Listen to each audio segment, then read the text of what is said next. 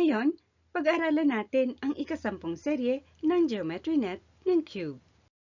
Mula sa nakaguhit sa kaliwa na asul na face, magsisimula ang pagkakasunod-sunod ng paggawa ng mga net ng cube.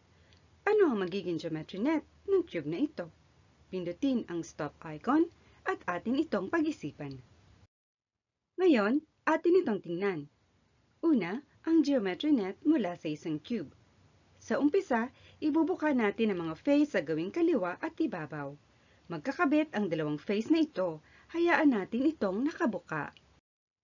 Sunod, ibubuka natin ang mga face sa gawing ibaba, kanan at harap. Ibuka natin lahat ang nasabing tatlong face. Ito ay sinasabing paraan ng pagpapalawak sa cube at ang diagram ng pinalawak na cube ay siyang tinatawag na geometry net. Sunod, alamin naman natin ang mga cube na nagmula sa isang geometry net. Sa umpisa, tutupiin natin ang mga face sa gawing ibaba, kanan at harap. Magkakabit ang tatlong face na ito, hayaan natin itong nakatupi. Sunod, tupiin din natin ang mga face sa kaliwa at ibabaw. Tulad kanina, pareho nating itupi ang nasabing dalawang face.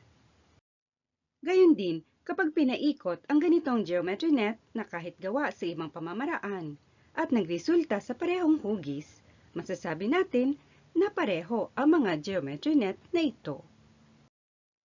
Ito ang katapusan ng ating pag-aaral sa araw na ito.